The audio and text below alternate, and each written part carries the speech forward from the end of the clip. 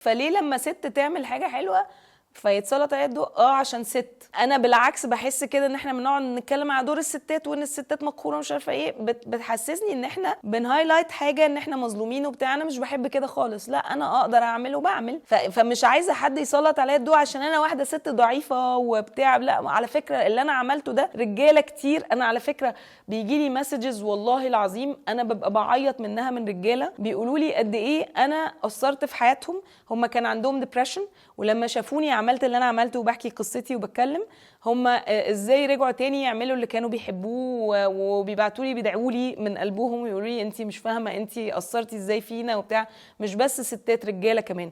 فانا مش فاهمه ليه انت تقتصرها على حته ست، اللي هو على فكره هي مش كده خالص. ليه انت واخدها عشان ست ولا عشان ايه؟ لا هي مش عشان ست، هي عشان انا عملت ترانسفورميشن في حياتي، هو ده بس، ملهاش علاقه. لو كنت راجل وعملت نفس الحاجه كان برضو هيبقى نفس الفكره. اسمعوا البودكاست على ابل وعلى سبوتيفاي واتفرجوا عليه على يوتيوب وقولوا لي ايه رايكم.